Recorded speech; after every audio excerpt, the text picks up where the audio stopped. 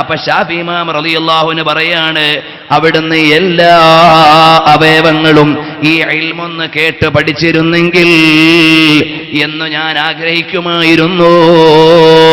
അത്രയും വലിയ ആർത്തിയാണ്. പിന്നൊരിക്കൽ ശാഫി ഇമാമിനോട് ചോദിച്ചു, ഇൽമു പഠിക്കാനുള്ള താല്പര്യം എങ്ങനെയാണ്? ഒരു കുട്ടി മാത്രമുള്ള തള്ള ആ കുഞ്ഞിനെ നോക്കി ഇങ്ങനെ നടക്കും പോലെയാണ് ഞാൻ അവിടുന്ന് വിജ്ഞാനം തേടി നടക്കുന്നത്. എനിക്ക് അത്രയും വലിയ താല്പര്യമാണ്. കാരണം എന്താണെന്നറിയുമോ? സഹരീലി തൻഖീഹിൽ ഉലൂമി അലദ്ദുലി മിൻ ഗസ്ലി ഗാനിയത്തിൻ വതീബി അനാഖി. വൈജ്ഞാനികമായ പാഠങ്ങൾക്ക് വേണ്ടി ഉറക്കൊഴിയുക എന്ന് പറഞ്ഞാൽ നല്ല ഗാനം മീട്ടുന്ന സുന്ദരികളായ തരുണീമണികൾക്ക് വേണ്ടി രാവ് ചെലവഴിക്കുന്നതിനേക്കാൾ എനിക്ക് രസമുള്ളതാണ്. വസരീറു അഖ്ലാമി അലാ സഫഹാതിഹാ അഹ്ലാ മിനദ്ദൗകാഇ വൽ ഉശാഖി. അവിടുന്ന് കടലാസിലൂടെ പേന കൊണ്ട് എഴുതുക എന്ന് പറഞ്ഞാൽ അവിടുന്നോ നല്ല ഒന്നാന്തരം മ്യൂസിക്കുകളെക്കാളും അതുപോലെ തന്നെ പാട്ടുകളെക്കാളും പ്രേമഗീതങ്ങളെക്കാളും എനിക്ക് ഇഷ്ടമുള്ള കാര്യമാണ്. വഅലദ്ദു മിൻ നഖ്രിൽ ഫതാതി വദഫിഹാ നഖ്രി ലിഉൽഖിർ റംല മിൻ ഔറാഖി. അവിടുന്ന് വിജ്ഞാനം രേഖപ്പെടുത്തേണ്ട കടലാസ് പൊടി തട്ടി വെക്കുക എന്ന് പറഞ്ഞാൽ സുന്ദരികളായ യുവതികൾ ദഫ് മുട്ടുന്നതിനേക്കാളും എനിക്ക് രസമുള്ള പണിയാണ് വൈജ്ഞാനിക മേഖലയിലെ ഓരോ കാര്യങ്ങളും കൈകാര്യം ചെയ്യൽ എന്ന് പറഞ്ഞ ഇമാമുന ശഫഈ റളിയല്ലാഹു അൻഹു പടക്കളത്തിന്റെ ചാരത്ത് കിടക്കുമ്പോഴും അന്വേഷിക്കുന്നത് പഠന മേഖലകളെയാണ്. ബഹുമാനപ്പെട്ടവരോ, അതിൻ്റെ ഇടയിൽ തന്നെ ആര് എന്ത് വാദമുന്നയിച്ചാലും ധിഷണയുടെയും പ്രമാണത്തിൻ്റെയും പശ്ചാത്തലത്തിൽ അവരോട് ചോദിക്കാറുണ്ട്. അതുകൊണ്ട് സ്വാഭാവികമായും ആ മേഖലയിൽ അസൂയാലുക്കളും ശാഫി ഇമാമിനുണ്ട്. എന്താ ഈ മുസ്ലിയാർക്ക് മാത്രം ഇത്രയും വലിയ മേൽക്കോയ്മ എന്ന് ചില മുസ്ലിയാക്കന്മാരൊക്കെ ചിന്തിക്കൽ സ്വാഭാവികമാണ്. അതുപോലെ അതാ ചില ആളുകൾ ഗുണപരമായ നിലയിൽ തന്നെയാണെങ്കിലും ശാഫി ഇമാമിന്റെ വ്യുൽപ്പത്തിയിൽ അവർ അത്ഭുതപ്പെടുകയാണ്. അപ്പോഴെല്ലാവരും കൂടി ബഹുമാനപ്പെട്ട മുഹമ്മദ് ഷൈബാനിയുടെ അടുക്കൽ ചെന്ന് പറഞ്ഞു, ഈ ഖുറൈശിയായ ചെറുപ്പക്കാരൻ ഞങ്ങളെ എല്ലാം കവച്ചു വെച്ചുകൊണ്ട് മുന്നേറുകയാണ്. അതുകൊണ്ട് നിങ്ങൾ തമ്മിൽ ഒരു ഹിവാർ നടക്കണം, ഒരു സംഭാഷണം നടക്കുന്നത് ഞങ്ങൾക്ക് കേൾക്കാൻ ഇഷ്ടമാണ്. അവിടുന്ന് രണ്ട് ചോദ്യം ഒന്ന് ചോദിച്ചാൽ ഖുറൈശിയെ ഒന്ന് പഠിപ്പിക്കേണ്ടതുണ്ട്. അങ്ങനെ അതാ മുഹമ്മദ് ഷൈബാനിയും മുഹമ്മദ് ബിൻ ഇദ്രീസ് ശാഫിഈയും രണ്ടുപേരും പരസ്പരം ആദരിക്കുന്നവരാണ്. ഉസ്താദ് കൂടിയാണ് മുഹമ്മദ് ഷൈബാനി. അതുകൊണ്ട് ഉസ്താദിനോട് സംവദിക്കാൻ ഇഷ്ടമില്ലാത്തയാളാണ് ശാഫി ഇമാം തങ്ങൾ. എന്നാൽ ഉസ്താദ് വലിയ സദസ്സിൽ വെച്ച് ചോദ്യം ചോദിക്കുകയല്ലേ. ഒന്നാമത്തെ ചോദ്യമാണ്, ഒരാൾ ഒരു തേക്ക് കൊണ്ടുവന്ന് വീടുണ്ടാക്കി. ആ വീടുണ്ടാക്കി കഴിഞ്ഞപ്പോഴാണ് വേറെ ഒരാൾ രണ്ട് സാക്ഷികളെയും കൊണ്ടുവന്നു. ഈ മോഷ്ടിച്ച തേക്ക് കൊണ്ടാണ് വീടുണ്ടാക്കിയിരിക്കുന്നത്, എന്റെ അവകാശമാണെന്ന് പറഞ്ഞാൽ ഓ ശാഫിഈ, നിങ്ങൾ എന്താണ് വിധിക്കുക? അപ്പൊ ഷാഫി ഇമാം തങ്ങൾ പറഞ്ഞു, ഒന്നുകിൽ വില കൊടുത്ത് തൃപ്തിപ്പെടുത്തണം, അല്ലെങ്കിൽ വീട് പൊളിച്ച് തേക്ക് തിരിച്ചു കൊടുക്കണം. ഓക്കെ, സമ്മതിച്ചു. എന്നാൽ ഒരാൾ പട്ടുനൂല് മോഷ്ടിച്ചു കൊണ്ടുവന്ന് സർജറിക്ക് ഉപയോഗിച്ചിട്ട് പിന്നീടത് മോഷ്ടിക്കപ്പെട്ടതാണെന്ന് തെളിവ് വന്നാൽ ആ നൂലെന്തു ചെയ്യണം? ശരീരത്തിൽ ഓപ്പറേഷന് വേണ്ടി ഉപയോഗിച്ചതാണ്, ആ നൂലെടുത്ത് തിരിച്ചു കൊടുക്കണമെന്ന് നിങ്ങൾ ഫത്വ കൊടുക്കുമോ? ഇല്ല, അങ്ങനെ കൊടുക്കാൻ പാടില്ല, അത് ഹറാമാണ്. സദസ്സ് മുഴുവനും തക്ബീർ മുഴക്കി. മുഹമ്മദ് ഷൈബാനി വിജയിച്ചല്ലോ. കാരണം ഷൈബാനിയുടെ ചോദ്യമാണ്, ഒരേ വിഷയത്തിൽ തന്നെ നിങ്ങൾ ഒന്ന് അനുവദിക്കപ്പെട്ടു എന്നും ഒന്ന് അനുവദിക്കപ്പെട്ടില്ല എന്നും അങ്ങനെ നിങ്ങൾ മസല പറഞ്ഞത് ശരിയായോ? അപ്പൊ ഷാഫി ഇമാം തങ്ങൾ പറഞ്ഞു, അല്പം ഒന്ന് ക്ഷമിക്കണം, ഞാൻ ഒന്ന് പറഞ്ഞോട്ടെ. കക്കുകയും മോഷ്ടിക്കുകയും ഒന്നും വേണ്ട. നിങ്ങൾ തേക്ക് കൊണ്ടൊരു വീടുണ്ടാക്കി, ആ വീട് പൊളിക്കൽ നിങ്ങൾക്ക് ഹലാലാണോ ഹറാമാണോ? ഹലാലാണ്, കുഴപ്പമില്ല. നിങ്ങളുടെ നൂല് കൊണ്ട് തന്നെ നിങ്ങളുടെ ഓപ്പറേഷന് നിങ്ങൾ തുന്നിയുണ്ടാക്കി. എന്നാൽ ആ നൂല് തിരിച്ചെടുക്കണമെന്ന് നിങ്ങൾക്ക് തോന്നിയാൽ എടുക്കാൻ പാടുണ്ടോ? ഇല്ല, ഹറാമു തന്നെ. അപ്പൊ പട്ടുനൂലിന്റെ മസല ഹറാമിന്റെ മസലയാണ്, തേക്കിന്റെ മസല ഹലാലിന്റെ മസലയാണ്. നിങ്ങൾ പറഞ്ഞു, ഞാൻ പറഞ്ഞതുപോലെ തന്നെ അഭിപ്രായം നിങ്ങളും പറഞ്ഞിരിക്കുന്നു. ഉടനെ ബഹുമാനപ്പെട്ട മുഹമ്മദ് ഷൈബാനി പറഞ്ഞു, ഓ ഖുറൈശി ചെറുപ്പക്കാരാ, നിങ്ങളെ ഞാൻ സമ്മതിച്ചിരിക്കുന്നു. അല്ലാഹു തന്ന ദിശണയാണ്, അത് വക വെച്ച് കൊടുക്കുകയല്ലാതെ നിർവാഹമില്ല. കാരണം എന്തേ? ലോകം മുഴുവനും വൈജ്ഞാനികതയുടെ പ്രഭാവങ്ങൾ വിതറിയ മഹാനാണ്. അതോടൊപ്പം തന്നെ കാര്യകാരണ ബോധത്തിൽ നിന്ന് വിഷയം മനസ്സിലാക്കുക എന്ന ഒരു പരിജ്ഞാനമുണ്ട്. അതിന് ഇൽമുൽ ഫറാസ എന്നും അതോടൊപ്പം തന്നെ കാര്യകാരണ വിവേകമെന്നും രണ്ട് ഭാഷയിൽ വിലയിരുത്താവുന്ന ഒരു വിജ്ഞാനമുണ്ട്. മുഖലക്ഷണം പറയുക എന്നാണ് അതിന്റെ വെർബൽ ട്രാൻസ്ലേഷൻ. ഇൽമുൽ ഫറാസ എന്ന് പറഞ്ഞാൽ മുഖലക്ഷണം പറയുക എന്നാണ്. പക്ഷേ അങ്ങനെ കേവലമായ ഒരു ലക്ഷണം പറച്ചിൽ മാത്രമല്ല, കാര്യകാരണ ബോധത്തോടെ വിഷയങ്ങളെ കണിശമായി കാണാനുള്ള കണ്ണുകൾക്ക് അത് പറയാൻ കഴിയൂ എന്നതിന്റെ വിശദീകരണം ഇമാം റാസിക്ക് ആ വിഷയത്തിൽ തന്നെ ഒരു സ്വതന്ത്രമായ ഗ്രന്ഥമുണ്ട്. ഇമാം റാസി തങ്ങൾ ആ വിഷയത്തിൽ ഗഹനമായ ചർച്ചകൾ ആ ഗ്രന്ഥത്തിലും മറ്റു ഗ്രന്ഥങ്ങളിലും നടത്തിയിട്ടുണ്ട്. ഇപ്പോൾ ബഹുമാനപ്പെട്ട ഷാഫി ഇമാം റളിയല്ലാഹു അൻഹു ആ വിഷയത്തിൽ മുന്നിലാണ്. ഒരു ദിവസം പള്ളിയിലൂടെ നടന്നു പോവുകയാണ്. ഷാഫി ഇമാം തങ്ങൾ നോക്കുമ്പോൾ 4 കാല് ഒരു പുതപ്പിന്റെ ഉള്ളിൽ നിന്ന് പുറത്തേക്ക് കാണുന്നുണ്ട്.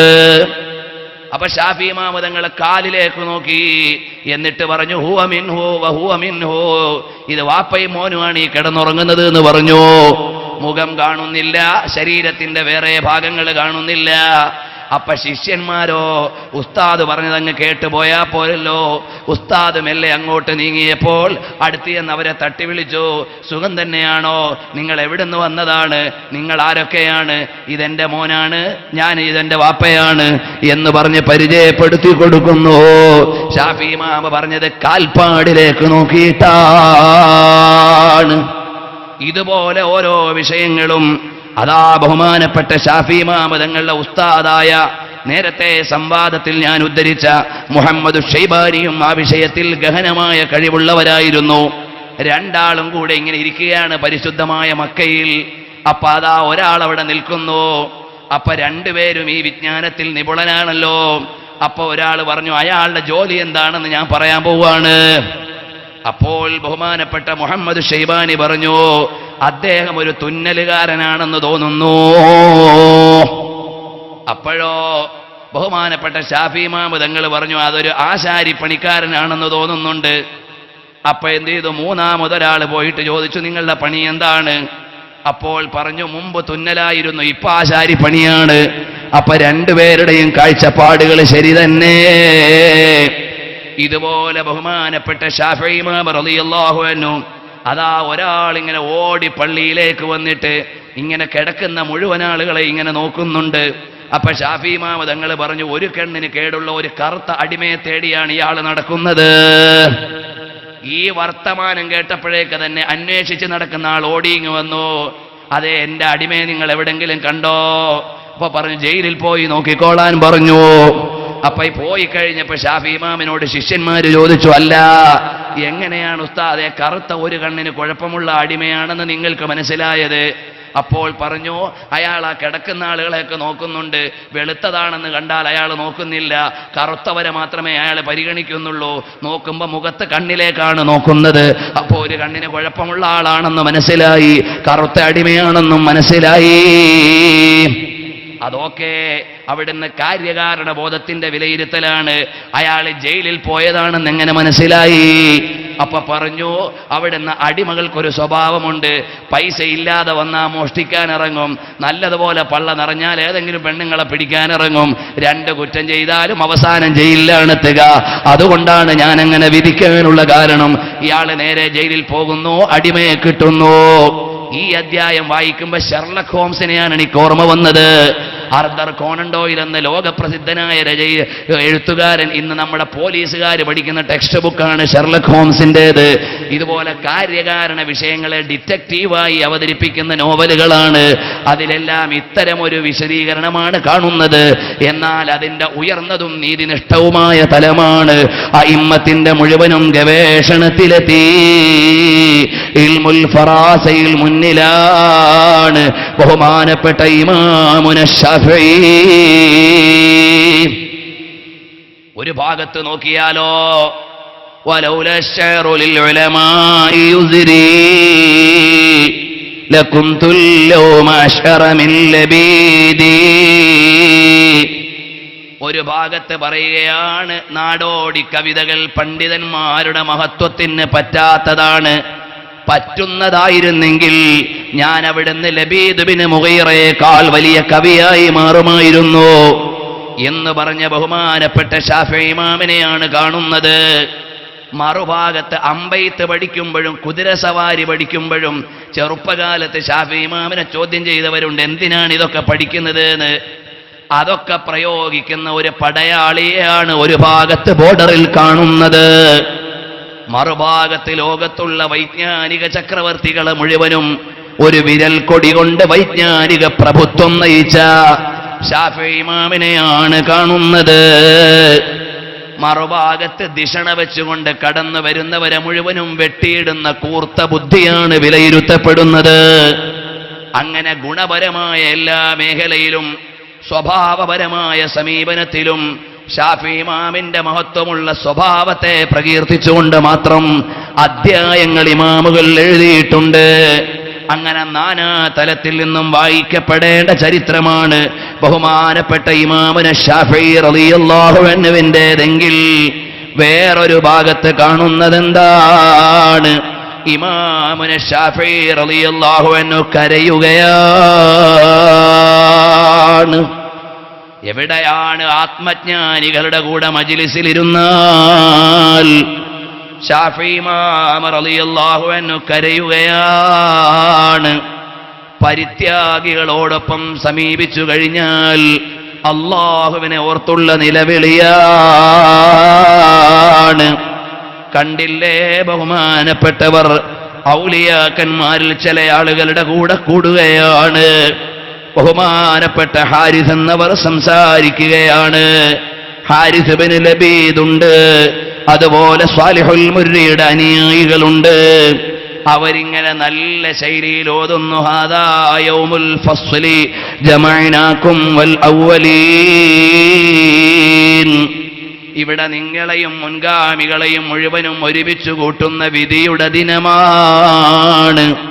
പരലോകത്തെ സൂചിപ്പിച്ചുകൊണ്ടുള്ള ആയത്ത് വന്നപ്പോൾ ഫറഅയ്തു ശാഫിഈയ ഖദ് ഇൽതറബ വബകാ ബുകാഅൻ ശദീദാ. ശാഫിഈ ഇമാം തങ്ങളെ ഖൽബ് പിടച്ച് കരയുകയാണ്. ഈമാനുള്ള ആളുകൾ എങ്ങനെയാണ്? അവരുടെ മേൽ ഖുർആൻ ഓതപ്പെട്ടാൽ അവര് പൊട്ടിക്കരയും. അവര് ഖുർആനിന്റെ വചനങ്ങളുടെ ആഴമാലോചിച്ച് നിയന്ത്രണം വിട്ട് അല്ലാഹുവിലേക്ക് അവർ ചേർന്നുകൊണ്ടിരിക്കും. അബൂ ഹനീഫ ഇമാം തങ്ങൾ കണ്ടില്ലേ, ഒരായത്ത് കേട്ട് ഇശാ കഴിഞ്ഞ് സുബഹി വരെ കരഞ്ഞത് കഴിഞ്ഞ വർഷം ഖൈറാത്തുൽ ഹിസാനിൽ നിന്ന് ഉദ്ധരിച്ചിട്ടുണ്ട്. മാലിക് ഇമാം തങ്ങൾ കണ്ടില്ലേ, ഒരു ഹദീസിന്റെ ശകലത്തിൽ മസ്ജിദുൻ നബവിയിൽ ഇരുന്ന് കരയുന്നത് കഴിഞ്ഞ വർഷത്തെ പ്രഭാഷണത്തിന്റെ സീഡി നിങ്ങൾക്ക് ഇവിടെ ലഭിക്കും, അതിൽ പറഞ്ഞിട്ടുണ്ട്. ഇമാമുന ശാഫിഈ തങ്ങൾ കണ്ടില്ലേ, ഹാദാ യൗമുൽ ഫസ്ലി ജമഅനാകും വൽ അവ്വലീൻ എന്ന ആയത്ത് കേൾക്കുമ്പോഴേക്ക് കരയുകയാണ്. എന്നിട്ട് അല്ലാഹുവിനോട് ദുആ ചെയ്യുന്നു, ഇലാഹി അഊദു ബിക മിൻ മഖാമിൽ കദ്ദാബീൻ വഇറാദിൽ ഗാഫിലീൻ.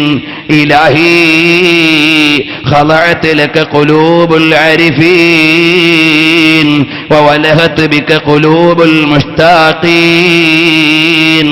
ഇലാഹി ഹബിലി ജൂദക വജദ്ദിൽനി ബിസിത്രിക വഅഫു അന്നി ബികറമി വജ്ഹിക യാ അർഹമർ റാഹിമീൻ.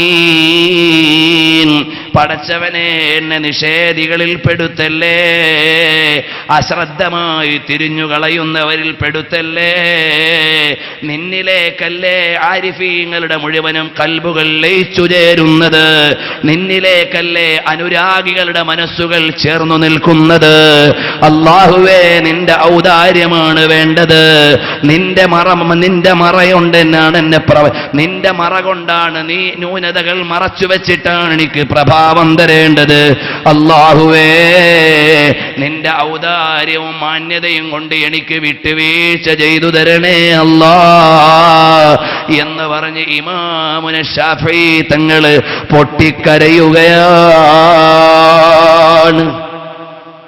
അപ്പൊ ആത്മീയതയുടെ തികവും വിജ്ഞാനത്തിന്റെ മികവും ദിഷണയുടെ മേന്മയും കാര്യകാരണം വിലയിരുത്താനുള്ള ആധികാരികതയും അങ്ങനെ പ്രൗഢിയുടെ മുഴുവൻ മേന്മകളെയും ഒരുമിച്ചു കൂട്ടിയ ഇമാമുകളാണ് ആധികാരികമായ ഖുർആനും ഹദീസും ചർച്ച ചെയ്തിട്ട് നിർദ്ധാരണം ചെയ്ത് മതവിധികളെ അടയാളപ്പെടുത്തി തന്നത്.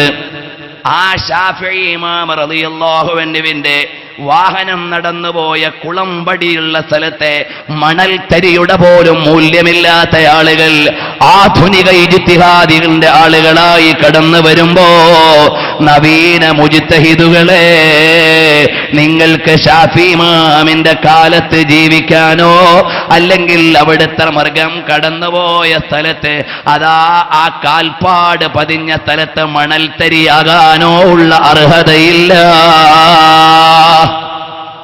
എന്നിട്ടാണ് അത് ഷാഫി പറഞ്ഞതല്ലേ ബുഖാരി പറയട്ടെ എന്ന് പറയുന്നത്. മോനെ, ബുഖാരി ആരാ? അവരുടെ ഭാഷയാണ്. നമുക്കിമാം ബുഖാരിയാണ്, നമുക്കിമാമുന ഷാഫിഈയാണ്. ഷാഫിഈ ഇമാം റളിയല്ലാഹു അൻഹു പറഞ്ഞു, നിസ്കാരത്തിന്റെ ഫർള് ഇത്രയാണ്. അപ്പോഴാണ് നീ പറയുന്നത് ബുഖാരിയിലുണ്ടോന്ന്. എടോ, നിനക്ക് ചരിത്രമറിയില്ല, നിനക്ക് ഇമാമുകളെ അറിയില്ല, നിനക്ക് പ്രമാണങ്ങളുടെ നിദാനമറിയില്ല. അതുകൊണ്ട് പ്രിയപ്പെട്ട ചെറുപ്പക്കാരെ, അത്തരം അബദ്ധവീക്ഷണങ്ങളിലേക്ക് വഴുതി പോകാതെ ഇമാമുകളുടെ ആധികാരികതകൾ നമ്മൾ പഠിക്കണം. ഒരിമാമിനെ പറയാൻ നമുക്ക് 10 ദിവസം പോരാ. അബൂ ഹനീഫ തങ്ങളോ, വലൈലു അബീ ഹനീഫത ലിൽ ഇബാദ നഹാറു അബീ ഹനീഫത ലിൽ ഇഫാദ. അബൂ ഹനീഫ ഇമാം തങ്ങളുടെ ഇരവുകൾ ആരാധനയ്ക്കാണ്, പകലുകൾ പരിജ്ഞാനത്തിനാണ്.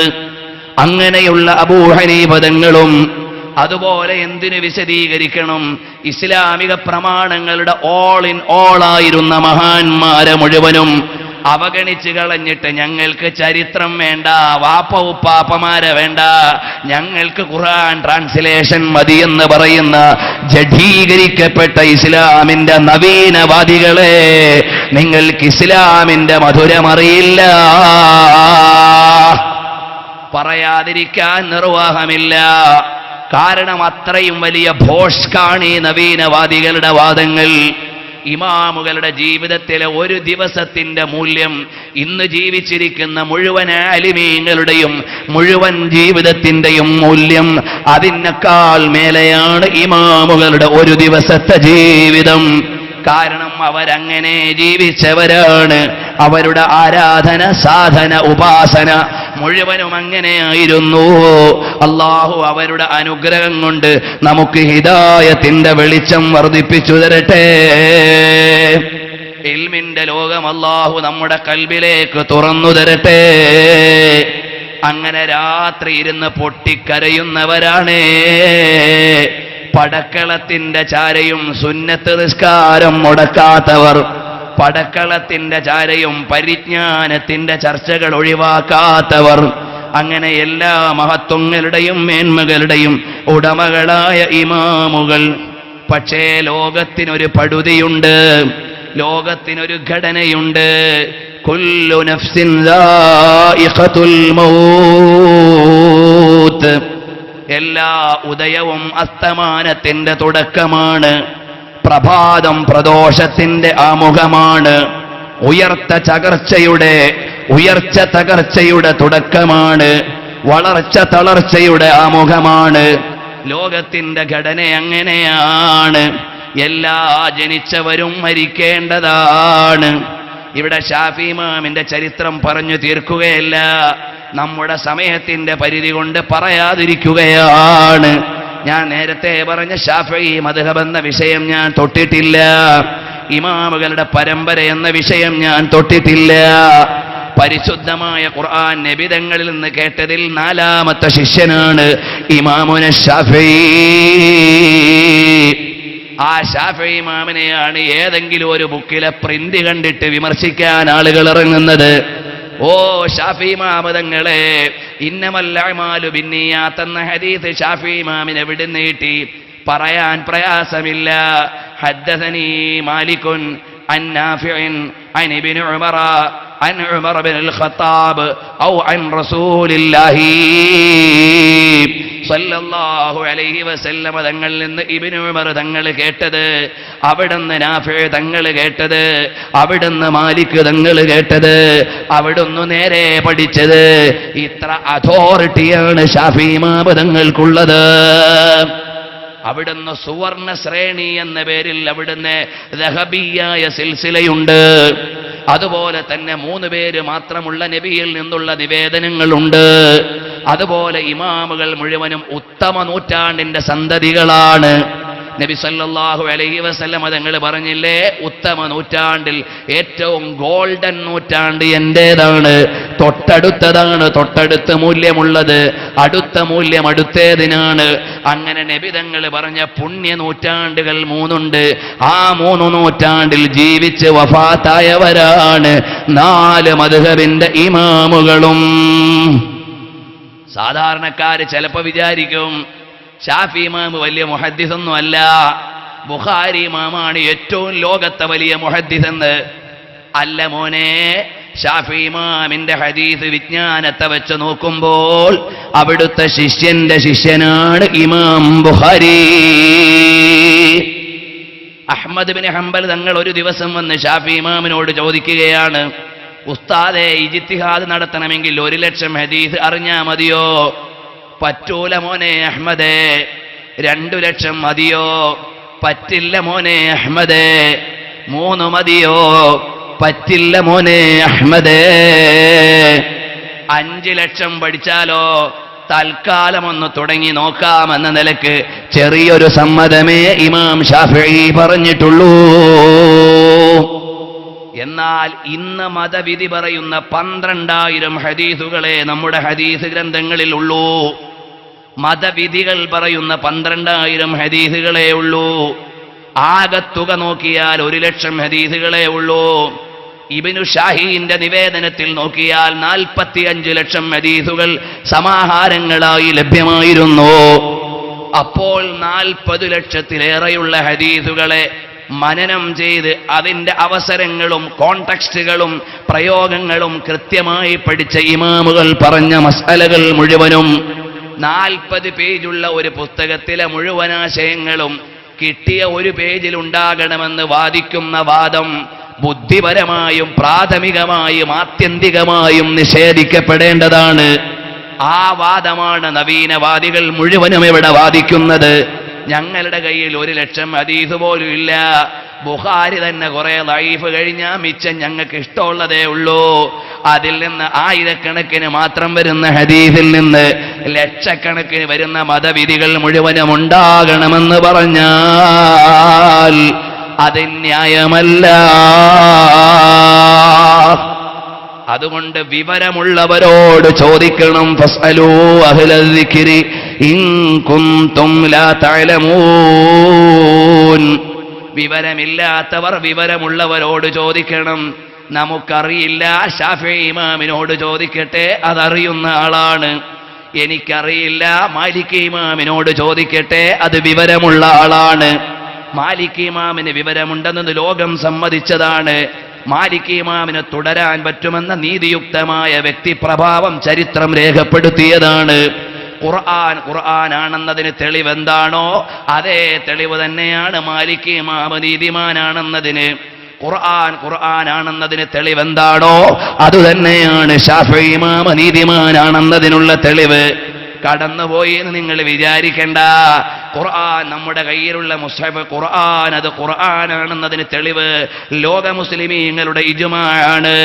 അതേ ഇജ്മാഅ് തന്നെയാണ് ശാഫിഈ ഇമാം ജീവിച്ചിരുന്നു എന്നതിന്, അതേ ഇജ്മാഅ് തന്നെയാണ് അബൂ ഹനീഫ തങ്ങൾ ജീവിച്ചിരുന്നു എന്നതിന്, അതേ ഇജ്മാഅ് തന്നെയാണ് ഇമാം ബുഖാരി ജീവിച്ചിരുന്നു എന്നും അവിടുന്ന് നീതിമാനായിരുന്നു എന്നും അമീറുൽ മുഅ്മിനീന ഫിൽ ഹദീസ് ആയിരുന്നു എന്നും ഉള്ളതിന് തെളിവും അതുതന്നെയാണ്.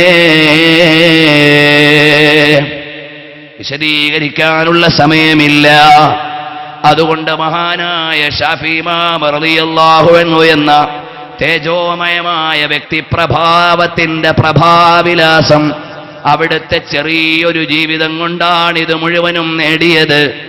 ലളിതമായൊരു ജീവിതം കൊണ്ടാണ് നബവി ഇമാം തങ്ങൾ വിപ്ലവം രചിച്ചത്. ചെറിയൊരു ജീവിതം കൊണ്ടാണ് അയിമ്മത്ത് രേഖകളടയാളപ്പെടുത്തിയത്. അതുപോലെ ചെറിയൊരു ജീവിതമേ ഇമാമുന ശാഫിഈ തങ്ങൾക്കുമുള്ളൂ. മുആദ് റളിയല്ലാഹു അൻഹുവിനെ അറിയാത്തവരുണ്ടോ? യാ മുആദ് ഇദാ സഅൽത ഫസ്അലില്ലാഹ് എന്ന ഹദീസിൽ വിളിച്ച മുആദിനെ അറിയുമോ? റളിയല്ലാഹു അൻഹു. അവിടുന്ന് 30 ചില്ലറ വയസ്സിലാണ് മുആദ് തങ്ങൾ വഫാത്തായത്. ചെറിയ ജീവിതം കൊണ്ടാണ് അമരമായ വ്യക്തിത്വം ഉണ്ടാക്കിയത്. അതുപോലെ കൊച്ചു കൊച്ചു ജീവിതങ്ങളെ അയിമ്മത്തിനുള്ളൂ. പക്ഷേ അവര് ലോകം കീഴടക്കിപ്പോയി. അതുപോലെ ശാഫിഈ ഇമാം റളിയല്ലാഹു അൻഹു രോഗബാധിതനാണ്. കുറെ അധികം മാരകമായ രോഗമുണ്ട്. പരീക്ഷണം അയിമ്മത്തിന്റെ കൂടപ്പിറപ്പാണ്. അഴികളിൽ കിടന്ന ഇമാമുകളുണ്ട്, രോഗം കൊണ്ട് വേദനിച്ചവരുണ്ട്. അതുപോലെ ശാഫിഈ ഇമാം റളിയല്ലാഹു അൻഹുവിനും നല്ല ഒരു രോഗമുണ്ട്. ആ രോഗകാരണമായി രക്തം വാർന്നു പോകാറുണ്ട്. അവിടുന്ന് ദർസ് മുടക്കിയിട്ടില്ല. ദർസ് നടത്താൻ വേണ്ടി കസേരയിൽ ഇരിക്കുമ്പോ ചിലപ്പോൾ ആ രക്തം അവിടുത്തെ കസേരയിലൂടെ ഇറ്റുപോകുന്നുണ്ട്.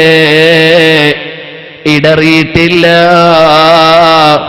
കാരണം അല്ലാഹുവിന്റെ മാർഗത്തിൽ ക്ഷമിക്കേണ്ടവരാണ്. ഫലനബലുവന്നകും ബിനഖ്സിൻ മിനൽ അംവാലി വൽ അൻഫുസി വസ്സമറാത്ത്. അല്ലാഹ് പരീക്ഷിക്കുമെന്ന് ഖുർആൻ പറഞ്ഞതാണ്. അപ്പ ശാഫിഈ ഇമാം തങ്ങൾ ഇരിപ്പിടത്തിലിരിക്കുമ്പോ വസ്ത്രത്തിൽ രക്തമാകുന്നു, ഇരിപ്പിടത്തിൽ രക്തമാകുന്നു.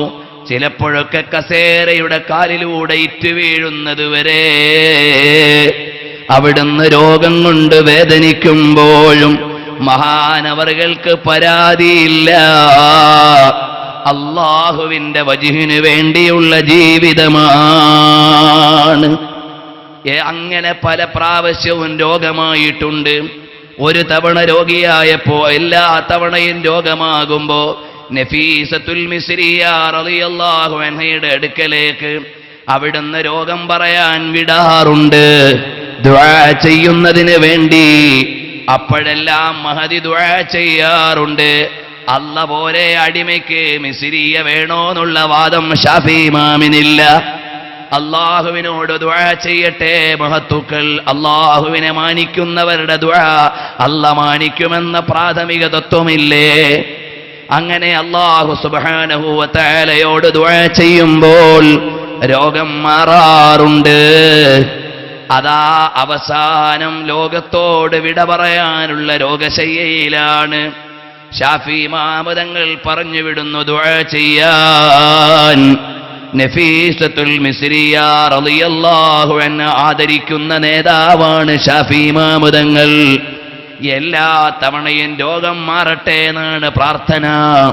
ഈ തവണയുള്ള പ്രാർത്ഥന എന്താണ്? അല്ലാഹുവിനെ നല്ല നിലക്ക് കണ്ടുമുട്ടാൻ ഭാഗ്യമുണ്ടാകട്ടെ. മറുപടി വന്ന് പറയുമ്പോ തന്നെ ശാഫി ഇമാം തങ്ങൾ മനസ്സിലാക്കി ഇത് അവസാനത്തെ രോഗമാണ്.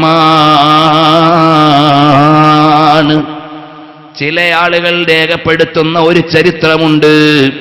ബഹുമാനപ്പെട്ട ശാഫി ഇമാമിനോട് അസൂയയുണ്ടായിരുന്ന ഒരാളുണ്ടായിരുന്നു. അയാൾ ഫതയാൻ എന്ന പേരിലുള്ളയാൾ ശാഫി ഇമാം തങ്ങളോട് പരസ്യമായി ഖണ്ഡനം നടത്തുകയും ഖണ്ഡനത്തിൽ പരാജയപ്പെട്ടപ്പോൾ തെറിവിളിക്കുകയും തെറിവിളിച്ചതിന്റെ പേരിൽ അവിടുന്ന് ഭരണാധികാരികൾ ശിക്ഷിക്കുകയും ചെയ്തു. എന്നിട്ടും അയാൾ കടങ്ങിയില്ല. അവസാനം പതിയിരുന്നിട്ട് ശാഫി ഇമാമിനെ അയാളുടെ ആളുകൾ മാരകമായി ആക്രമിച്ചിട്ടുണ്ടെന്നും പള്ളിയിൽ നിന്നിറങ്ങി വരുമ്പോൾ ആ അക്രമത്തിന്റെ കാരണമായി ഷാഫി ഇമാം കിടപ്പിലായി എന്നും ചില ചരിത്രകാരന്മാര് രേഖപ്പെടുത്തുന്നുണ്ട്. യാഖൂത്തുൽ ഹമവിയുടെ വിശദീകരണത്തിൽ എങ്ങനെയാണ്? ഇമാം ബൈഹഖിക്ക് നിവേദനം കിട്ടിയിട്ടില്ലെന്നാണ് വിശദീകരണം. ഏതായാലും അങ്ങനെ ഒരു കാരണം ചില ചരിത്രകാരന്മാര് പറയുന്നുണ്ട്. ശാഫി ഇമാം റളിയല്ലാഹു അൻഹു കിടക്കുകയാണ്, രോഗശയ്യയിലാണ്. എല്ലാ ആളുകളും വരുന്നു ദുആ ചെയ്യാൻ, ശാഫി ഇമാമിനെ കാണാൻ. അതാ വ്യാഴാഴ്ച രാവിലെയായി. ഹിജ്റ 204 വയസ്സ് 54. റജബ് മാസമാണ്. അവസാനത്തെ വെള്ളിയാഴ്ച രാവ്, വ്യാഴാഴ്ചയാണ്. രാവിലെയായി. അല്ലാ തഖാഫൂ വലാ തഹ്സനൂ. സ്വാലിഹീങ്ങൾക്കങ്ങനെയാണ്. ഏതായാലും ഷാഫി ഇമാം തങ്ങളിരിക്കുമ്പോൾ ശിഷ്യന്മാരിൽ ഒരാൾ വന്നിട്ട് ചോദിക്കുന്നു, ഉസ്താദേ എങ്ങനെയുണ്ട്? മഹാനായ ഷാഫി ഇമാം തങ്ങളുടെ മറുപടി, അസ്ബഹ്തു മിനദ്ദുനിയാ റാഹിലാ വലിഖ്വാനി മുഫാരിഖാ വലിസൂഇ അഅമാലി മുലാഖിയാ വലികഅസിൽ മനിയത്തി ശാരിബാ. ഓ മോനെ, ഞാനിതാ സഹോദരങ്ങളോട് മുഴുവനും യാത്ര ചോദിക്കുകയാണ്. ഈ ഭൗതിക ലോകത്തോട് വിട പറയുകയാണ്. എന്റെ ദുർവൃത്തികളെ അഭിമുഖീകരിക്കാൻ പോവുകയാണ്. അത് വിനയത്തിന്റെ വാചകമാണ്. ഈമാനുള്ളവരാണല്ലോ അല്ലാഹുവിനെ ഏറ്റവും ഭയക്കുന്നവർ. ഇന്നമാ യഖ്ശല്ലാഹ മിൻ ഇബാദിൽ ഉലമാ. അല്ലാഹുവിനെ എങ്ങനെയാണ് കണ്ടുമുട്ടുക എന്ന പേടിയാണ്. അബൂ ഹുറൈറ റളിയല്ലാഹു അൻഹു വഫാത്താകാൻ നേരം കരയുകയാണ്. എന്തേ അബൂ ഹുറൈറ കരയുന്നത്? സഫരി തവീൽ വസാദി ഖലീൽ ഖദ് ഖറബ വഖ്തുർ റഹീൽ. യാത്ര പറയാനുള്ള സമയമായി. കയ്യിലൊന്നുമില്ല. യാത്ര നീണ്ടതാണ്. സ്വർഗത്തിലെ മർമ്മരങ്ങൾ അബൂ ഹുറൈറയുടെ സാന്നിധ്യം കൊണ്ട് അറിഞ്ഞൂന്ന് റസൂലുള്ള പറഞ്ഞ മഹാനാണ്. പക്ഷേ ഈമാനിന്റെ പെടപ്പ് കൽബിലുണ്ട്. ഉമർ ഇബ്നുൽ ഖത്താബ് തങ്ങൾ കിടക്കുന്നു. അവസാന ഘട്ടം. എന്തിനാണ് ഉമറേ കരയുന്നത്? സാമ്രാജ്യങ്ങളുടെ സിംഹാസനങ്ങളെ കാറ്റിൽ പറത്തിയ ചക്രവർത്തിയല്ലേ? ലോകത്ത് പാർലമെന്റേറിയൻ നിയമങ്ങളെ പഠിപ്പിച്ചു കൊടുത്ത ഛത്രാധിപതിയല്ലേ? അങ്ങനെ ലോകത്തിന് മുഴുവനും അധികാരത്തിന്റെ സമവാക്യങ്ങളെ പറഞ്ഞുകൊടുത്ത നേതാവല്ലേ? പക്ഷേ വഫാത്തിന്റെ സമയം അടുക്കുമ്പോ കരയുന്നു. ഓ, എന്തിനാണ് ഇബ്നുൽ ഖത്താബ് കരയുന്നത്? മറ്റൊന്നുമല്ല, മറുപടി വേറെ ഒന്നുമില്ല. എന്റെ കയ്യിൽ അമലുകളില്ലെന്ന പരാതിയാണ്. സാന്ത്വനിപ്പിക്കുകയാണ്. ഖത്തൂഫിയ റസൂലുള്ളാഹി സ്വല്ലല്ലാഹു അലൈഹി വസല്ലമ വഹുവ അൻകറാൽ. റസൂലുള്ള വഫാത്തായപ്പോ നിങ്ങളെക്കുറിച്ച് നല്ല അഭിപ്രായമായിരുന്നില്ലേ? വതൂഫിയ അബൂബക്കർ സിദ്ദീഖ് വഹുവ അൻകറാൽ. അതുപോലെ മഹാനായ സിദ്ദീഖുൽ അക്ബർ തങ്ങൾ യാത്ര പറയുമ്പോഴും നിങ്ങളെക്കുറിച്ച് അവിടുന്ന് നല്ല തൃപ്തിയിലായിരുന്നില്ലേ? എന്തിനാണ് കരയുന്നത്? അതുപോലെയാണ് ശാഫി ഇമാം റളിയല്ലാഹു അൻഹു അവിടുന്ന് പറയുകയാണ്, ഇതെന്റെ യാത്രയുടെ സമയമാണ്, ഞാനിതാ ഇവിടുന്ന് യാത്ര ചോദിക്കുകയാണ് എന്ന് പറഞ്ഞുകൊണ്ട് ശാഫി ഇമാം തങ്ങൾ പറയുന്നു, ജഅൽതു റജാഇ നഹ്വ അഫ്വീക സുല്ലമാ. അല്ലാഹുവേ, നിന്റെ വിടുതിയുടെ വാതിലിലേക്ക് ഞാനിതാ കാത്തിരിക്കുകയാണ്.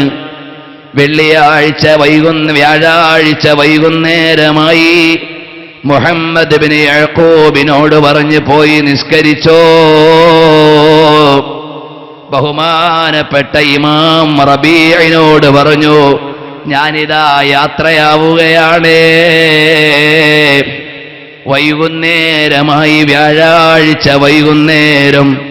ലോകത്തിന്റെ വൈജ്ഞാനിക ചക്രവാളത്തിലെ ഏറ്റവും ജ്വാലയുള്ള നക്ഷത്രമതാ ലോകത്തോട് യാത്ര ചോദിക്കുന്നു.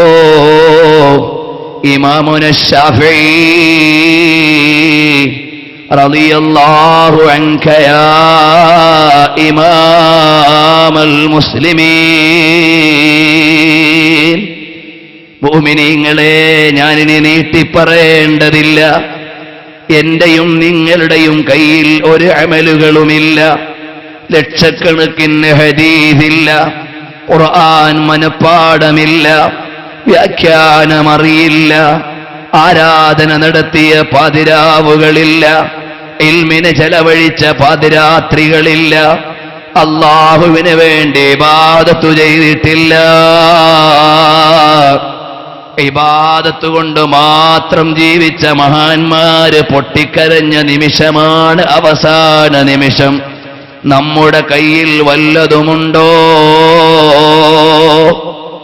ഒരു തറാവീഹ് നിസ്കാരമുണ്ട്, എത്ര കേടുള്ളതാണ്.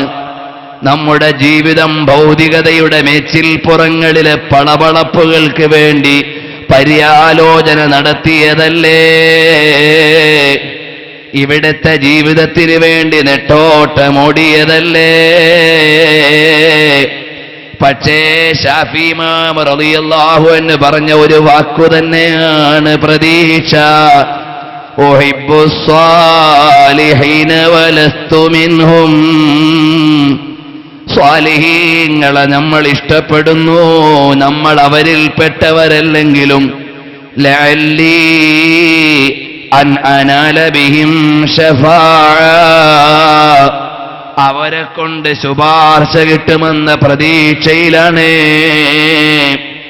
ഈ ശാഫി ഇമാം തങ്ങൾ വഫാത്താകുന്നതിന്റെ മുമ്പ് ഒരുപാട് മഹാന്മാര് സ്വപ്നം കണ്ടുപോയി. ഇമാമുൽ അസീസി കാണുന്നത് റസൂലുള്ള വഫാത്താകുന്നു എന്ന സ്വപ്നമാണ്. സുഫിയാൻ ബിൻ വഖീഅ് കാണുന്ന സ്വപ്നം ഖിയാമത്ത് നാളായെന്ന സ്വപ്നമാണ്. റബീഅ റളിയല്ലാഹു അൻഹു കാണുന്നത് ആദം നബി വഫാത്തായെന്ന സ്വപ്നമാണ്. അതുപോലെ എല്ലാ ആളുകളും, ശാഫി ഇമാമുമായി ബന്ധപ്പെട്ട മുഴുവൻ ആളുകളും അവിടുത്തെ വിയോഗത്തിന്റെ മുന്നറിയിപ്പുകൾ അറിഞ്ഞവരാണ്. ഞാൻ നിർത്തുന്നു. ആ മഹാനായ ശാഫി ഇമാം തങ്ങളുടെ ജനാസ നിബിഡമായ വലിയ സദസ്സിൽ വെള്ളിയാഴ്ച വൈകുന്നേരം നിസ്കരിച്ചു. ശാഫി ഇമാം തങ്ങളുടെ വസിയ്യത്ത് പ്രകാരം നഫീസത്തുൽ മിസ്രിയ റളിയല്ലാഹു അൻഹയുടെ വീട്ടിന്റെ അടുക്കൽ കൊണ്ടുവച്ച് ശാഫി ഇമാമിന്റെ ഒരു ശിഷ്യൻ ഇമാമായി നിന്ന് അകത്ത് നിന്ന് നഫീസത്തുൽ മിസ്രിയ മഅ്മൂമായി നിസ്കരിച്ച് അവിടുത്തെയുടെ ബറക്കത്തെടുക്കാൻ സ്ത്രീകളുടെ മയ്യത്ത് നിസ്കാരത്തിന് നഫീസത്തുൽ മിസ്രിയ ശാഫി ഇമാമിനെ നിസ്കരിച്ചില്ലേന്ന് പ്രമാണം പറയുന്നവരെ, നിങ്ങൾക്കത് തെളിവല്ല. ചരിത്രം നേരെ വായിക്കണം. അവിടുന്ന് മുസനീഫ് ബഹുമാനപ്പെട്ട ശാഫി ഇമാമിന്റെ ശിഷ്യനാണ് നേതൃത്വം കൊടുത്തത്. അവിടുന്ന് പുരുഷന്മാരുടെ വലിയ നിസ്കാരത്തിന് ശേഷമാണ് നിർവഹിച്ചത്. അങ്ങനെയാണ് അനുഗ്രഹം തേടി സ്വാലിഹീങ്ങൾ നിസ്കരിച്ചാൽ മുഅ്മിനീങ്ങൾ മയ്യത്ത് നിസ്കരിക്കുന്നത് ഈ മയ്യത്തിന് ശുപാർശയാണ്.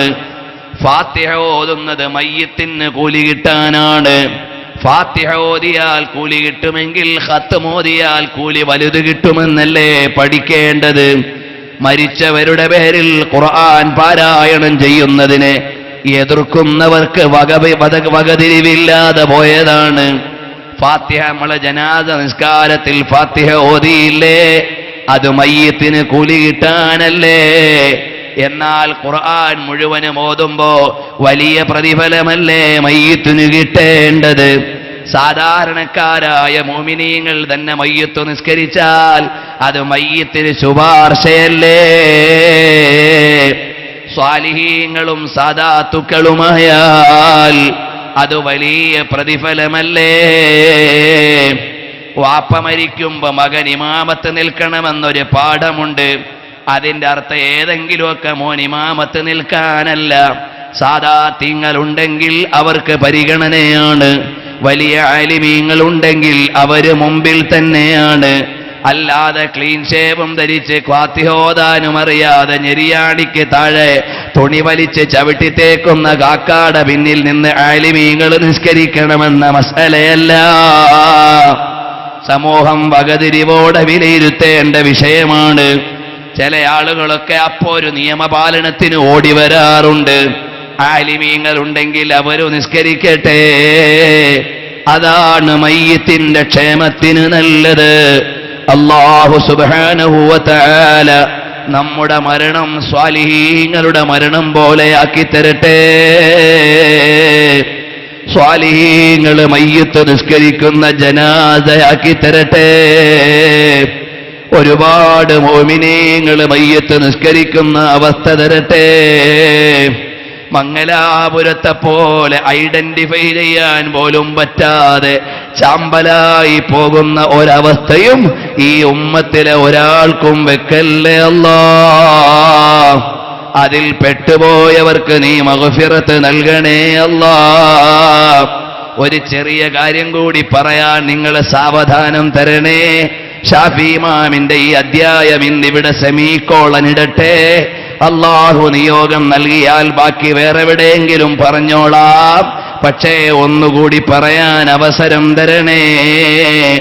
മഹാന്മാര് മരിക്കുന്നതോടെ കൂടുതൽ ജീവിക്കുകയാണ്, അസ്തമിക്കുകയല്ല, പ്രകാശിക്കുകയാണ്. ഷാഫി ഇമാമിന്റെ മക്ബറയിലേക്ക് ജനപ്രവാഹമാണ്. അങ്ങനെ കാണുമ്പോഴാണ് ഞാൻ നേരത്തെ പറഞ്ഞത്. എൻ്റെ അനുവാചകർക്ക് ഓർമ്മയുണ്ടോ? ഹബീബിന്റെ ജീവിതത്തോട് വലിയ ഒരു സാദൃശ്യമുണ്ട്. റസൂലുള്ളാഹിന്റെ തിരുഖബർ തുറക്കാൻ എതിരാളികൾ ശ്രമിച്ചതുപോലെ ഷാഫി ഇമാമിന്റെ ഖബർ തുറക്കാൻ അനുകൂലികൾ തന്നെ ശ്രമിച്ചു. ഷാഫി ഇമാമിന്റെ പ്രവർത്തനം കൂടുതൽ ബഗ്ദാദിലുണ്ടായിരുന്നു. അവിടെ നിളാമിയ എന്ന മദ്രസയുണ്ടായിരുന്നു. ആ മദ്രസ ഉണ്ടാക്കിയിട്ട് നിളാമുൽ മുൽക്ക് ഹിജറ 474 നിളാമിയ സ്ഥാപിച്ചിട്ട് ഷാഫി ഇമാമിന്റെ ജനാസ കൊണ്ടുവന്ന് അവിടെ ഖബറടക്കാനും അതുവഴി നിളാമിയ ജനശ്രദ്ധ കേന്ദ്രമാക്കാനും അതിൻ്റെ ആള് തീരുമാനിച്ചു. അന്നത്തെ ഫാത്തിമി ഭരണാധികാരിയും ബഗ്ദാദിലെ ഗവർണറും തമ്മിൽ സംസാരിച്ചിട്ട് അവിടുന്നതാ ബദ്റുൽ ജമാലിയും അൽ മൻസൂർ ബില്ലയും രണ്ടുപേരും ധാരണയായി ഷാഫി ഇമാമിന്റെ ഖബർ തുറക്കാൻ തീരുമാനിച്ചു. എന്തെങ്കിലും തകർക്കാനല്ല, അനുകൂലിക്കാൻ തന്നെയാണ്. അപ്പൊ അന്നത്തെ മോമിനീങ്ങളുടെ വിശ്വാസം സ്വാലിഹീങ്ങളുടെ ജനാസ മണ്ണു തിന്നില്ലെന്നാണ്. ചരിത്രത്തിൽ നിന്നല്ലേ പാഠം ഉൾക്കൊള്ളേണ്ടത്. അതാ ഷാഫി ഇമാമിന്റെ ഖബർ തുറക്കാൻ തീരുമാനിക്കുന്നു. സൈന്യമിറങ്ങി. മോമിനീങ്ങൾ ആ ഖബറിന്റെ മീസാൻ കല്ല് തൊട്ടപ്പോഴേക്ക് ഇരച്ചു കയറി ചെന്നു. ഞങ്ങളുടെ ഇമാമിനെ തൊടാൻ പാടില്ല. സൈന്യത്തിനൊന്നും ചെയ്യാൻ പറ്റിയില്ല. പിന്നീട് ഗവൺമെന്റ് ഓർഡർ പുറപ്പെടുവിച്ചു. ഇത് ഞങ്ങളുടെ തീരുമാനമാണ്. അത് അലങ്കോലപ്പെടുത്താനല്ല, ഷാഫി ഇമാമിന്റെ തിരുശരീരം ബഗ്ദാദിൽ കൊണ്ടുപോയി മഹത്വത്തോടെ മഖ്ബറയാക്കാനാണ്, കെട്ടാനാണ്, അവിടെ വിശ്രമിക്കട്ടെ എന്ന് തീരുമാനിക്കാനാണ്. അപ്പൊ ചില ആളുകൾക്ക് ഷാഫി ഇമാമിനെ കാണാമല്ലോ എന്നൊരാഗ്രഹം മനസ്സിൽ ജനിച്ചിട്ടുണ്ടാകാം. ഏതായാലും പട്ടാളമിറങ്ങി ജനങ്ങളെ കൺട്രോൾ ചെയ്തു. എന്നിട്ട് അവരതാ ഷാഫി ഇമാം തങ്ങളുടെ ഖബർ തുറക്കാൻ മണ്ണു നീക്കി നീക്കി മൂടുകല്ല് വരെ എത്തിയപ്പോൾ യഫൂഹുൽ മിസ്കു വൽ അംബറു മിൻ ദാഖിലിൽ ഖബരി, ഖബറിന്റെ ഉള്ളിൽ നിന്ന് സുഗന്ധം പ്രവഹിക്കുകയാണ്. ഖബർ തുറക്കാൻ അടുത്തു നിന്നവരുടെ ബോധം ക്ഷയിക്കുന്നു. പരിസരത്ത് നിൽക്കുന്നവർ സുഗന്ധം ആസ്വദിക്കുന്നു. 1 മണിക്കൂറോളം അത് പൊളിക്കാൻ വന്നവര് ബോധം കെട്ട് വീണുപോയി. മുഅ്മിനീങ്ങൾ അപ്പോഴേക്ക് ഇരച്ചു കയറി വന്ന് തക്ബീർ ചൊല്ലാൻ തുടങ്ങി. ഷാഫി ഇമാം റളിയല്ലാഹു അൻഹു എവിടെ വിശ്രമിക്കണമെന്ന് അല്ലാഹു നിശ്ചയിച്ച് ആദരപൂർവം കിടത്തിയതാണ്. ഭരണാധികാരിക്ക് ഷാഫി ഇമാമിനോടെതിരില്ല, പ്രതികൂലമില്ല. പക്ഷേ ഷാഫി ഇമാം തങ്ങളുടെ ഖബർ അവിടുന്ന് തുറക്കാൻ ശ്രമിച്ചപ്പോഴേക്ക് അതാ വരുന്നു. അവസാനം അവര് മുഴുവനും തൗബ ചെയ്ത് അല്ലാഹുവിനോട് മാപ്പിരന്നിട്ട് പടച്ചവനെ അരുതാത്തതാണ് ആലോചിച്ചത്, വിട്ട് പുറത്തു തരണേ അല്ലാ എന്ന് പറഞ്ഞ് മാപ്പിരക്കുന്നു. ഈജിപ്തിന്റെ ഭരണാധികാരി ബഗ്ദാദിലെ ഗവർണറോട് മെസ്സേജ് കൊടുത്തു, അത് നമുക്ക് തൊട്ട് കളിക്കാനുള്ള മഖ്ബറയല്ല, സംഭവങ്ങളെല്ലാം വിശദീകരിച്ചു. നിളാമിയായുടെ മുറ്റത്തേക്ക് ബഗ്ദാദിലുള്ള ജനങ്ങളെ മുഴുവനും വിളിച്ചു ചേർത്തിട്ട് ഔദ്യോഗികമായി അവിടുന്ന് വിഷയ അവതരണം നടത്തി. ഷാഫി ഇമാം തങ്ങളുടെ ഖബർ തുറക്കാൻ ശ്രമിച്ചപ്പോഴുള്ള അവസ്ഥ, ജനങ്ങളെല്ലാം ഷാഫി ഇമാമിന്റെ മഹത്വം വാഴ്ത്തി, ഇത് കറാമത്താണെന്ന് വിലയിരുത്തി. അന്ന് മുതൽ പിന്നെ ജനപ്രവാഹം അധികമാണ് ഷാഫി ഇമാമിന്റെ അടുക്കലേക്ക്. വമൻ റാമ റീഹൽ ജന്നത്തിൽ യൗമ ഫൽസുർ ലരിഹൽ ഇമാമി ഷാഫിഈ മുഹമ്മദി. സ്വർഗത്തിന്റെ സ്വർഗത്തിന്റെ സുഗന്ധം ആസ്വദിക്കണമെങ്കിൽ കടന്നു വന്നോ ഷാഫി ഇമാമിന്റെ ഖബറിന്റെ അടുക്കലേക്ക്, അത് സന്ദർശിച്ചോ. അവിടെ എഴുതി വെച്ചിട്ടുണ്ടെന്ന് പോയവർ പറഞ്ഞിട്ടുണ്ട്, എഴുതിയിട്ടുണ്ട്. ഞാൻ അവിടെ പോയിട്ടില്ല, പോയവരെ കേട്ടിട്ടും കണ്ടിട്ടുമേ ഉള്ളൂ. അങ്ങനെ ഷാഫി ഇമാം തങ്ങളുടെ തിരു ഖബറിന്റെ ചാരത്ത് അവിടുന്ന് റസൂലുള്ളാഹി തങ്ങൾ തുപ്പുനീര് തൊട്ടുകൊടുത്ത മഹത്വവും അതുപോലെ അവിടുത്തെയുടെ മഹത്വം വാഴ്ത്തുന്ന വരികളും ആ മഖ്ബറയിൽ എഴുതി വച്ചിട്ടുണ്ടെന്ന് സന്ദർശകർ രേഖപ്പെടുത്തുകയും പറയുകയും ചെയ്തിട്ടുണ്ട്. ആ മഹത്വങ്ങളോടെ കിടക്കുന്ന ഇമാമുന ഷാഫി അതും ഹബീബിന്റെ പ്രകാശനമാണ്. റസൂലുള്ളാഹിന്റെ സമ്മാനമല്ലാതെ ലോകത്തൊന്നുമില്ല. എല്ലാ മഹത്വങ്ങളും മദീനയുടെ മണൽപ്പരപ്പിൽ നിന്നാണ്. എല്ലാ വിലാസങ്ങളും അഷ്റഫുൽ വറായുടെ വാതിൽക്കൽ നിന്നാണ്. എല്ലാ അംഗീകാരങ്ങളും പുണ്യ റസൂൽ സല്ലല്ലാഹു അലൈഹി വസല്ലമ തങ്ങളുടെ പടിമുറ്റത്ത് നിന്നാണ്. അതുകൂടി പറഞ്ഞൊന്ന് നിർത്താമല്ലോ. മുഅ്മിനീങ്ങളെ, ഒരു 5 മിനിറ്റ് നിൽക്കുന്നതിൽ പ്രയാസമില്ലല്ലോ. ഹബീബി വ മലാദി മുഹമ്മദുർ റസൂലുള്ളാഹി സല്ലല്ലാഹു അലൈഹി വ ആലിഹി വ അസ്ഹാബിഹി വസല്ലമ തങ്ങളെ പ്രണയിച്ച് മദീനയ്ക്ക് വേണ്ടി വാദിച്ച് എല്ലാ മഹത്വങ്ങളും എഴുതിവെച്ച പ്രകീർത്തനത്തിന്റെ മാല്യം കൊണ്ട് ദീവാനിലെ അധ്യായങ്ങൾ നിറച്ച ഷാഫി ഇമാം തങ്ങളെ ഞാൻ പറഞ്ഞിട്ടില്ല, തുടങ്ങിയിട്ടേ ഉള്ളൂ. എന്നാലും മഹാന്മാരുടെ മഹത്വം പറയൽ ആത്മീയ ലോകത്ത് വലിയ പുണ്യമുള്ള കാര്യമാണ്. ഞങ്ങളെ സ്വീകരിക്കണേ അല്ലാഹ്. ഷാഫി ഇമാം തങ്ങള് വഫാത്തായി കുറച്ച് ദിനങ്ങൾ കഴിഞ്ഞു. അടുത്തുള്ള ആളുകൾ കാണുന്നു ഷാഫി ഇമാം തങ്ങളെ. മാദാ ഫഅലല്ലാഹു ബിക യാ മുഹമ്മദ് ബിൻ ഇദ്രീസ്, അല്ലാഹു എങ്ങനെയാണ് നിങ്ങളെ ഏറ്റെടുത്തിട്ടുണ്ടോ?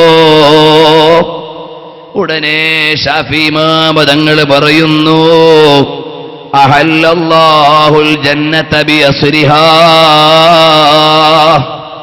അല്ലാഹു സുബ്ഹാനഹു വ തആല അതാ എനിക്ക് സ്വർഗം മുഴുവനും തുറന്നു തന്നിട്ടുണ്ട്. സ്വർഗം മുഴുവനും തുറന്നു തന്നിട്ടുണ്ട്. അത് മദ്ഹബ് ക്രോഡീകരിച്ചത് കൊണ്ടാണോ, ഉസൂലുൽ ഫിഖ് ഉണ്ടാക്കിയത് കൊണ്ടാണോ, വൈജ്ഞാനിക ശാഖകളെ ഉപാസിച്ചത് കൊണ്ടാണോ? അല്ല, ബിസ്വലാത്തി ഫീ ദൈലി കിതാബി, എന്റെ കിതാബിന്റെ അനുബന്ധത്തിൽ എഴുതിയ സ്വലാത്തിന്റെ കാരണം കൊണ്ട് അവിടുന്ന് അല്ലാഹു തആല എനിക്ക് സ്വർഗം തന്നു എന്ന് ഷാഫി ഇമാം തങ്ങൾ സ്വപ്നത്തിലൂടെ കൂട്ടുകാരോട് സന്ദേശമറിയിച്ചു. അല്ലാഹു ആ ഹബീബിനെ പ്രണയിക്കാൻ നമുക്ക് തൗഫീഖ് തരട്ടെ. അതുകൊണ്ട് മുഅ്മിനീങ്ങളെ, നമ്മുടെയും മരണം അകലെയല്ല, കർമ്മമല്ലാതെ കൂടെ വരികയില്ല. പടച്ചവനെ ഓർത്ത് ജീവിച്ച് അല്ലാഹുവിലേക്ക് മനസ്സ് തിരിച്ച് അല്ലാഹുവിലേക്ക് ചിന്തിച്ചാലല്ലാതെ രക്ഷയില്ല. ഒരു പക്ഷേ അടുത്ത റമളാനിൽ നമ്മൾ പലരും ഉണ്ടാകില്ലല്ലോ. അല്ലാഹു ദീർഘായുസ്സും ആഫിയത്തും അവന്റെ പൊരുത്തത്തിലും ദീനിന്റെ ഖിദ്മത്തിലും തരട്ടെ. അപ്പോൾ നമ്മുടെ വിയോഗത്തിന്റെ സമയം കൈപിടിക്കാൻ ഒരൊറ്റ നേതാവേ ഉള്ളൂ, മുഹമ്മദുർ റസൂലുള്ളാഹി സല്ലല്ലാഹു അലൈഹി വസല്ലമ തങ്ങൾ. ആ റസൂലുള്ളാഹിന്റെ അനുമതി വേണമെങ്കിൽ കള്ളു കുടിച്ചുകൂടാ, നിസ്കാരം ഉപേക്ഷിച്ചുകൂടാ, അന്യപെണ്ണിന്റെ കൂടെ ഇടകലർന്നുകൂടാ, അതുപോലെ തന്നെ തോന്നിവാസങ്ങൾ ചെയ്തുകൂടാ, ഹറാമുകൾ ചെയ്തുകൂടാ, അല്ല വിലക്കിയത് തിന്നുകൂടാ, അല്ല വിലക്കിയത് ചെയ്തുകൂടാ, പടച്ചവന്റെ മതത്തിനെതിരെ ജീവിച്ചുകൂടാ. എന്നാലേ അല്ലാഹുവിന്റെ അംഗീകാരവും ഹബീബിന്റെ ആശീർവാദവും കിട്ടൂ. അല്ലാഹു സ്വാലിഹീങ്ങളിൽ പെടുത്തി തരട്ടെ, ആഖിബത്ത് നന്നാക്കി തരട്ടെ. ഷാഫി ഇമാം തങ്ങളെ പോലെയുള്ള മഹാന്മാരുടെ പറഞ്ഞതിന്റെ ബർക്കത്തുകൊണ്ട്, അത് കേട്ടതിന്റെ ബർക്കത്തുകൊണ്ട് ജലാലായ റബ്ബേ, അവരുടെ പിന്നിൽ ഞങ്ങളെ ഒന്ന് സ്വർഗത്തിൽ കടത്തി തരണേ അല്ലാഹ്.